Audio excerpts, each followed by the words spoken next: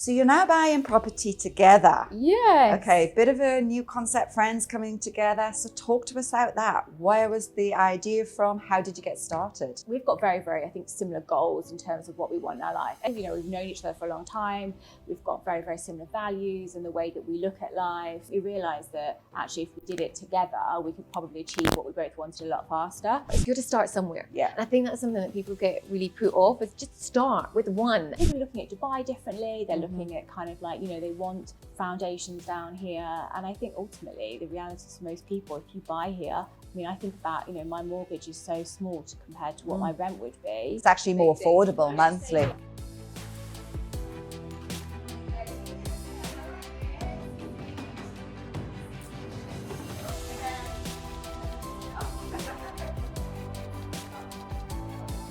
On today's episode, we hope to bring you lots of energy and fun and lots of advice from two ladies. We have Natasha Hatherall Shaw, or Tash as she prefers to be called, is founder and CEO of TishTash Communications.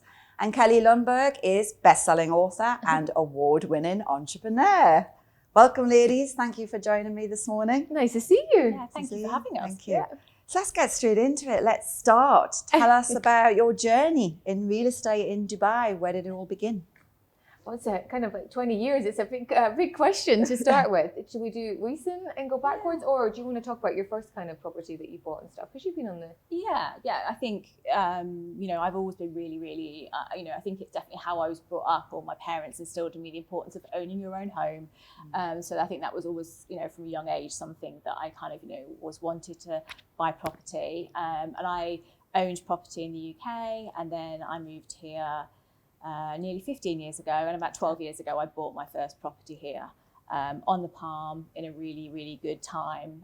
So I definitely think it was actually very accidentally. My landlord wanted to sell it, and at the time I didn't even necessarily think, I hadn't even thought about getting a mortgage here. It was still quite early on. And then before I knew it, I just did it. And then best thing I ever did, obviously stepping on the ladder at the Palm then. And since then I've gone on to sell my own home and buy a bigger one on the Palm. So I think for me, definitely, personally, it's always been, I like having my own home and knowing that, I can't get thrown out by a landlord every year. Yeah. And I think, yours is a little bit similar. So. Yeah, I was thinking about this morning, coming here going, what do I first remember about property in Dubai? And I never bought, but I remember back in, I would have been crew then. So I'd even say 2003, 2004, and the Greens. Very early days of the property market. Was the very kind of first place. And I remember, I think that was my first exposure to property in Dubai. And I remember my mom and her husband were here, and I was like, this is a good thing. And I was crew at the time. And it was quite funny because, you could go one way or the other. And I think, we should have bought then for sure, because the prices were insane. Yeah. To think that hindsight is a great thing, isn't it? I remember thinking about, I was sure you could get a three bed for 600, 550, 600. Well, Palm back in original prices, the canal calls were 1.8 million. Yeah, it's insane. Now it seems like nothing, but at the time that was a lot of money. They're like 20 now. Yeah. It's insane. And I think then though, had I bought, I don't think I would have started my business. And it's quite funny because we missed the boat then, and I say we as a family because I'd got the mortgage and we would have done it like that. But I think back then I would have felt that there was responsibility at 23, 24 years old going, I can't leave. So I kind of have to look at that and go, maybe in hindsight it would have been an amazing decision, but it's led to so many other opportunities through owning, running and owning your own business. And my first property that I had ever bought with my ex-husband was then Viceroy, but is now the 5. So we bought off plan in... on Palm Jumeirah? Yeah, and I actually found the picture the other day. It came up on Facebook. I think it was 2011. I remember we walked along the beach and looked at the plot. And I was like, I can't believe they're going to build before this. It was even out of the ground. Yeah, and so I actually have that picture. I'll see it maybe. You can use it. But... and then the journey has kind of gone on to sold that, bought in JVC, and I'm happy there, and rented many places in between, all over. I think I've done my fair share of buying and renting, and I think if you've been in Dubai 20 years, I think you have. I've lived in the marina, rented. I've lived in Damat. Followed the areas that have actually got popular. the Palm was 10 years, so it's been all around. So I've never left the Palm. So, yeah. You're the Palm lady, you love the Palm. Yeah, 10 years. And that when we first met was we used to go across to the Fairmont because we were like literally neighbours on the Palm. It's the lifestyle I think the Palm gives you as well. We've just had a friend move there and he's like, I love it. I can walk to everything. I have my morning walks along the beach. Fabulous. It's lovely. So you're now buying property together. Yes. Okay, bit of a new concept, friends coming together. So talk to us about that. Where was the idea from? How did you get started?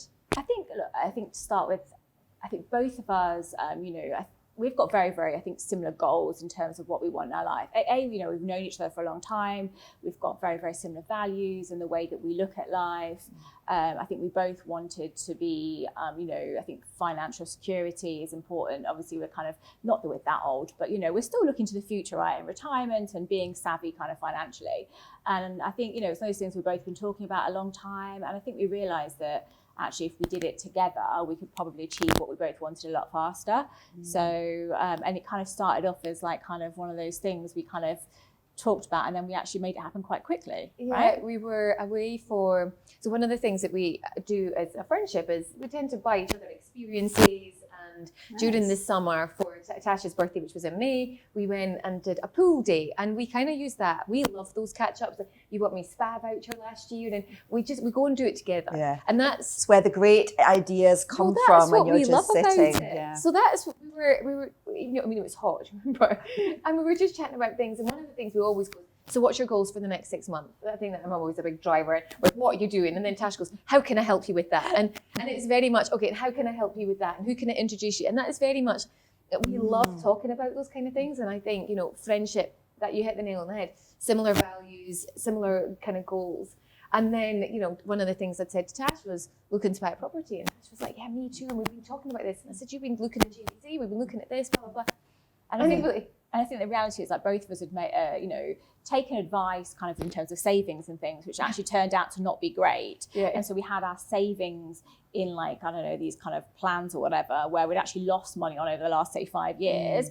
And so we actually decided, both of us, let's pull our money out of these plans and let's go and buy property. And it was, I think that sort of, because for me, I'm really visualizing that moment of we're at the beach and one... I can remember it distinctly. Totally. Let's do this. We were at the Royal Atlantis and we were a view over all of Dubai. I haven't been yet to the Royal Atlantis. Oh, it's so nice. Yeah. And we were sitting there and Tash was like, right, do you know what? Let's do this, but let's do it by the end of the month. And I love a goal. Putting the deadline, putting the date. We're both really driven by that. And I actually think we decided on the 28th, maybe of 28th of August or something like that. We literally did it. Because I guess we had the cash, we had the first one a month later. Wow. We set all goals for this year and then next year as well. Yeah, but it's been, and I love that it was like, okay, let's go and do it. And from a business person, from a business capacity, I've never been in business with anyone. So I'm loving the process. So it's nice to have that joint security and talking something together. Yeah. And we've been really surprised at the amount of people that have said to us,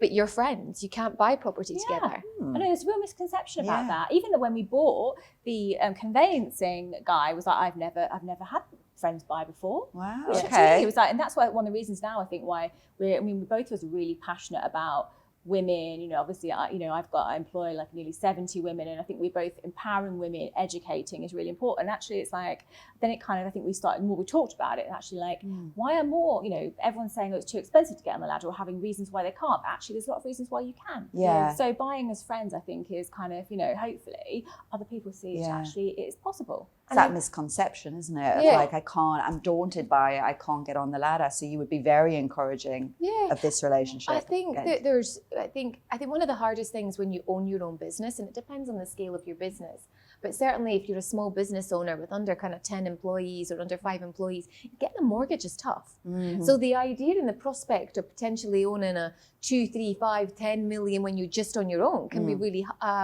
hard if you've maybe got a smaller team that you're bringing in. So then kind of combining resources and going, do you know what, well then we don't need a mortgage. We can go and look at doing this and building it another way. Yeah. I think that's a great way to do it. And we're definitely like been juggling it around and things. And I think it's been quite an interesting journey, having both gone from obviously owning our own home and everything and looking at things from a perspective of, neither of us had like, we hadn't really bought to rent before. And it's quite different mindset when you're looking at things from a view of, we're not going to live in it. And I think the first day we went out looking, both of us were like, kind of like, I was like, oh, I wouldn't live here. Did you have to remove the emotion from No, it? we didn't. No, we didn't. That's part of the problem. We had to give ourselves a talking to afterwards. We were like, okay, we're not living here.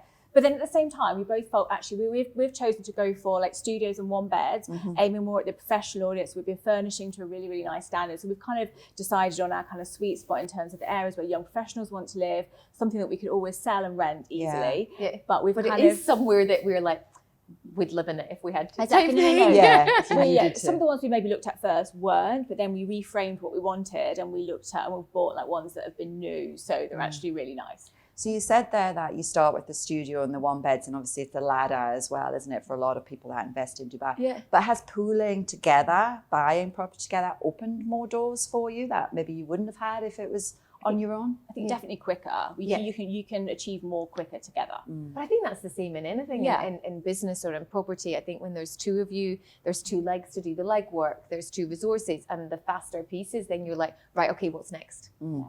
Then you're out into the next piece. Yeah, you have that responsibility to do it together. Exactly. And I think even, I think even just, there's been like, obviously we bought in JVC where Kelly lives. And so like when there's been deliveries, she's been, okay, I'll open the, so we've managed to kind of like juggle it and make different things work. So strategic on time and location. Yeah, and absolutely. Absolutely.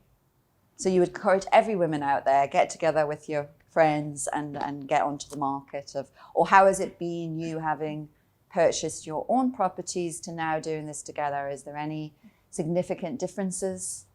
I think it's always important because I think what we've got is a friendship that's a long time and we understand each other, and I know, I think I like to know how Tash works and vice versa, and we've both got strengths and weaknesses. But having I think you've got to be really clear in the beginning and going, right, okay, what are we going to do? So we've, had the discussion, right, okay, what about at year 5, where do we go? Or what about year 3? You've got to had that agreement of what happens if one person wants to sell, what happens if one person gets out? Because I think a lot of people can look at that sort of investment contract if they want to have that security. Yeah.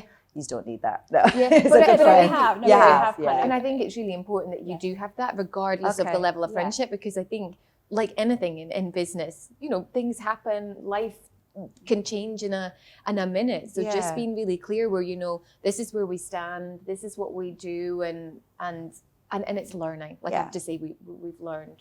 It's a sensible decision, isn't it? It's to safeguard and just remove the element of what if something happens. Absolutely. And at the moment, we're scaling, building our portfolio to work, but we kind of have got a goal on where we want to get to in terms of what income it's giving us monthly. So even aside us having our own successful businesses, we kind of want that to be able to pay for our lifestyle and the life we want. So this is all about how the real estate investment is giving you that financial independence now and for your futures. 100%. And I think when I've bought in the past, and I don't know about you, but when I've bought in the past, I've never looked at the ROI on the investment. Not really, because, I'm buying to live in it, or we think, I don't know, it's never been... I think if you're an end user, you are buying from your lifestyle point of view. Yeah, absolutely. But it's been quite surprising, because I guess that now we have been looking, and I think when obviously we'd had like years of losing our money in a savings plan, all of a sudden we're looking at things and they're giving like even 11 up to 14% a net ROI a year. It's actually quite...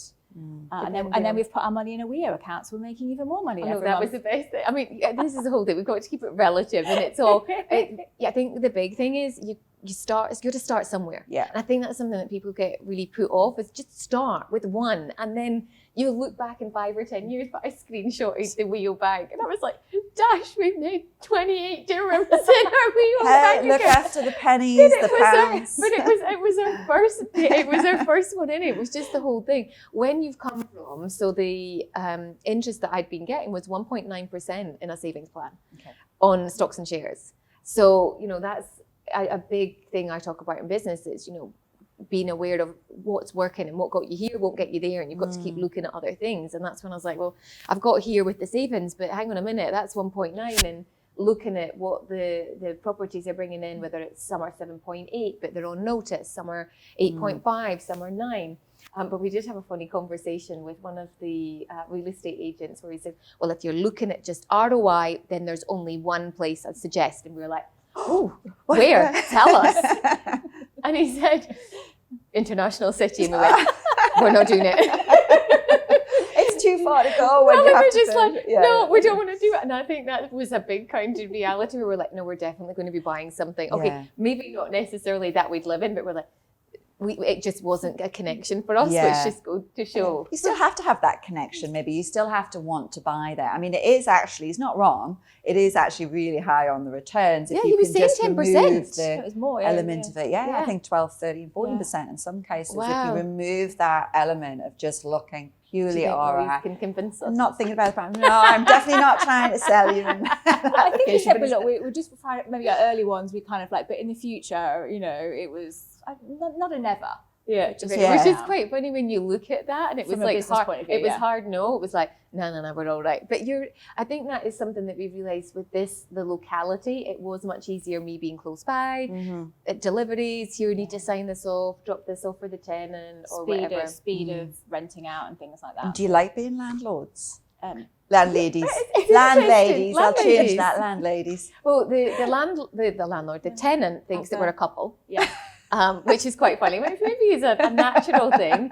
But nice, you can be my wife. My husband might object, and yours might. And you've already got a work wife, so I don't know where I fit into this.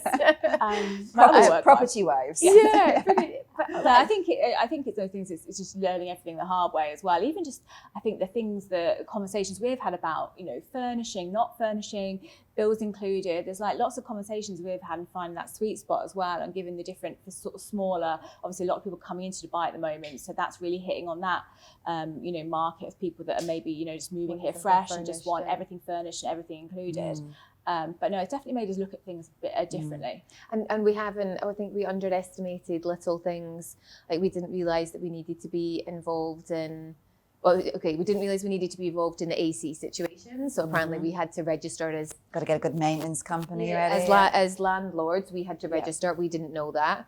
We didn't want to connect, what's it called? Empower? No, the other one. Dua, because we're like, it's... in the tenant's name, but you have to do that. But in your then we name. had to do that because we did a delivery, and then they came down to do the delivery at 6:30, and it was dark. And the guy's like, "Where's the? He's trying to put the furniture in. Like, There's no light. where's your lights?" I'm like, "We're not putting it on for 2 days." And he's like, "You need to." And I was like, "No, it'll be fine." And in the end, we did. Yeah. But these are little things that it's so easy, and I think a little bit we've got the mindset of 22 years in Dubai, 15 years in Dubai. Everything's really hard to do.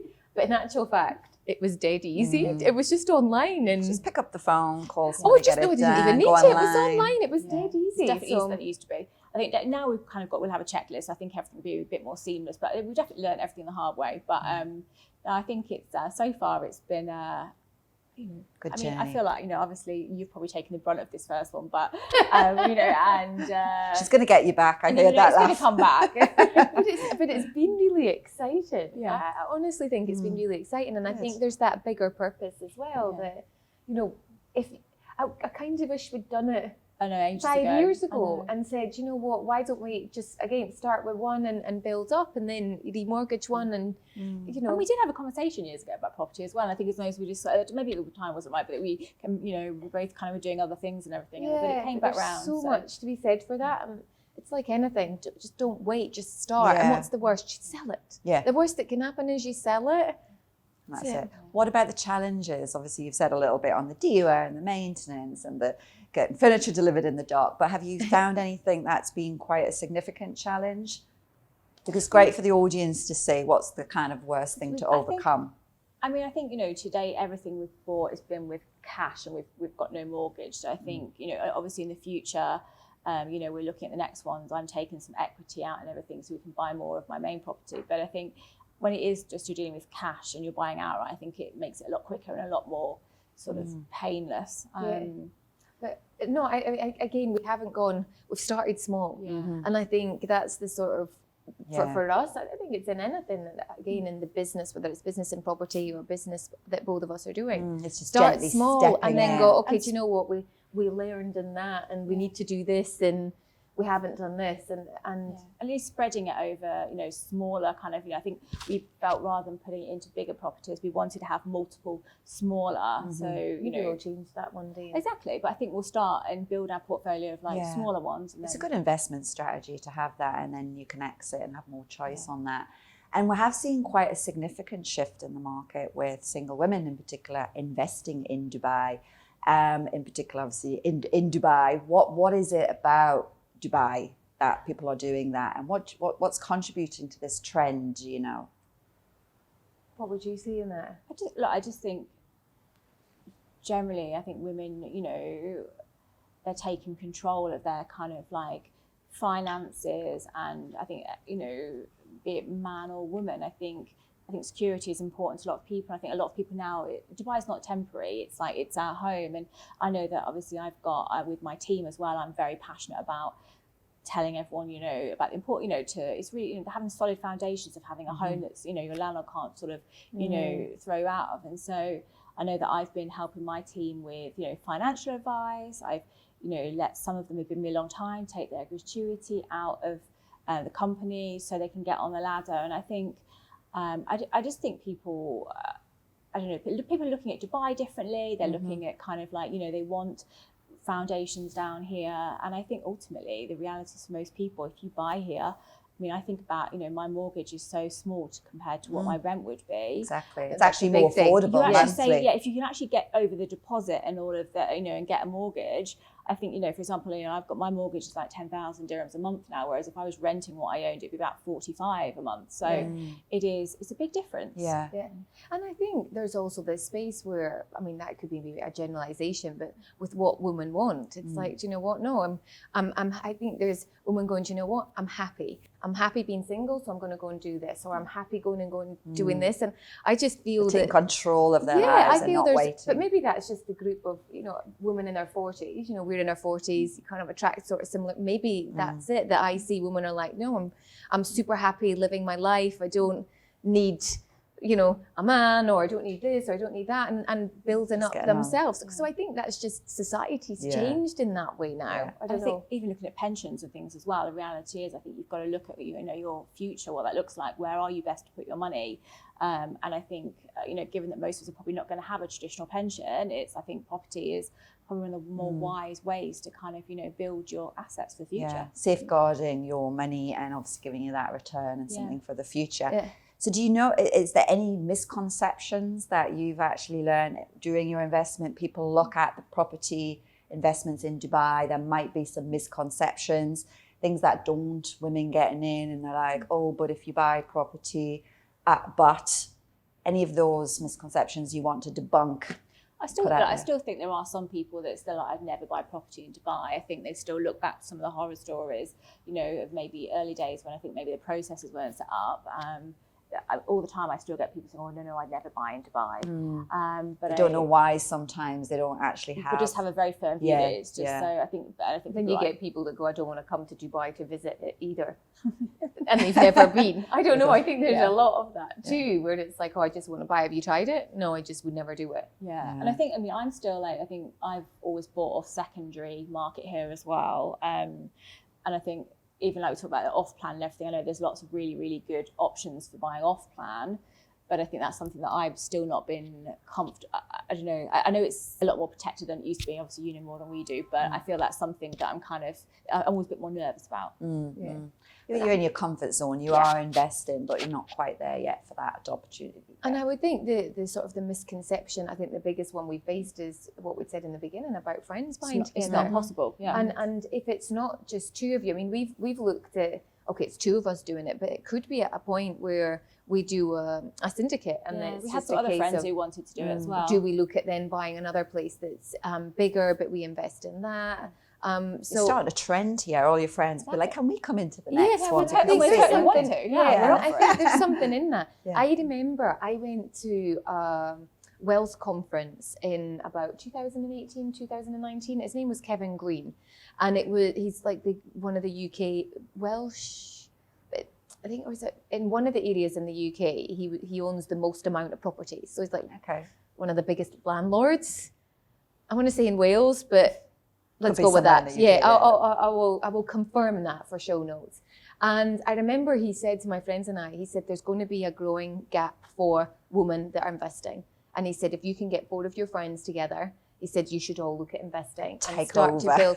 And start to build. He said it was, I don't know if it's called a syndicate, but there's something like that. And he said, you just all invest in, and there's all the paperwork that goes with it. Yeah. But he said it's what they're doing in other places. And that was in 2018, 2019. So we're starting small with the 2 of us. But exactly. I think we decided to start with the 2 of us as well, just to kind of like maybe learn, sort of orientate a bit and learn all the kind of the good and the bad.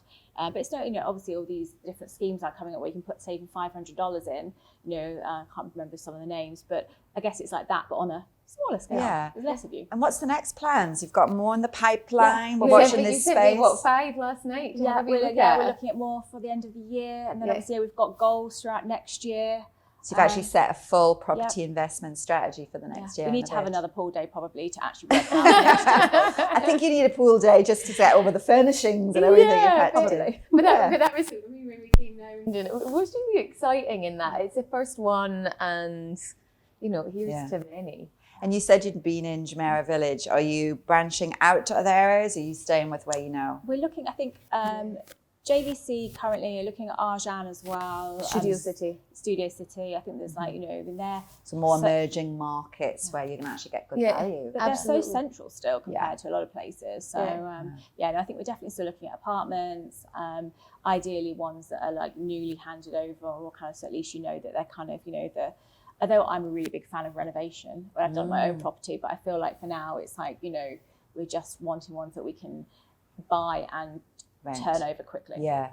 I mean, renovation's huge now in Dubai as a project, but if you're looking at the rental yield, just, newer sounds good. And what's your advice if people are watching, women or men watching, and you want to give some advice about how to help them get financially independent through property investments? What would your key advice be? I think maybe we talk about it because we're in business, so we're quite open about goals and what we want to achieve. This is, this month, business has brought in this. So I think there is that level, whereas people don't end up talking about that much. So I think when you start having those kind of conversations, opportunities present themselves, and you're like, oh, well, I was actually thinking about, I didn't know you could do that. So I would say have conversations. And then and clear guidelines, like boundaries on what are your expectations, what do you think, like have it written down. Page. And I don't know what else you would add to that. But I just think, I think it's just, do it and make it happen. I think, we wish we'd probably done it sooner. So, I think if you're looking at the reality of, a lot of people think they can't afford to. If you look at even there's some even great studios that are like 550, 600. If you look at what your deposit and your fees would be on that, particularly even on your own, if you split it between 2, it's very achievable very quickly. And in Studio City, they were saying that they were 300. Yeah. So if you split that between a friend, I know it's not necessarily going to make you loads of money in the short term, but it's about getting starting. On the ladder and it's an asset. Building that portfolio. And if you have got your money sitting in something that's not making you money right now, then I think it is, look at where you are putting your money, and could it be, better invested somewhere? I think for yourselves, obviously you've got that plan, you're buying. What we hear a lot in the market at the moment, and we've heard it in 23 and I heard it in 22, don't buy now, the property prices are going to go down. What would you say to that? But I think we're looking at it as a long-term strategy, and I think that I think property should be generally a long-term kind of strategy. Yeah, I mean, I think that people could be saying that for the next 2 or 3 years. And I think the big picture is also looking at where Dubai is versus the rest of the world. And if I'm not mistaken, you might know that better. We're still under what the rest of the world, if we're looking at sort of your London, New York, and places like that. It's just been on a roller coaster for so many years, so people think it's gone up, but it needs to come back down. But what are the actual reasons behind that? And as I say, we've heard it since 22, 23, and it's still up there. But like you said, Tash, if you're in the long term, it doesn't really matter what you're paying for it now. It's the returns it's going to give you, and then when you choose to sell. Yeah. What is your opinion on the sort of the property in terms of where Dubai is against the rest of the world? I believe some properties might be a little bit on the high side because they're of the sheer lack of supply, and there is a lot of demand. But I think generally it's priced where it should be. I can't see anything that's going to actually come about and make it drop. And if you actually look at Dubai's history, when it has actually dropped, it's been a global economy. It's been a global impact. When we had the 2008, 2009, that was the Lehman Brothers. Then when we had COVID, the one prior to that was around 2015, because we had a really high increase because of the Expo announcement. And it just had to readjust and settle. But other than that, it just keeps going upwards. It's a steadier increase. So I hope that looks good for your investment portfolio. And thank you very much, ladies.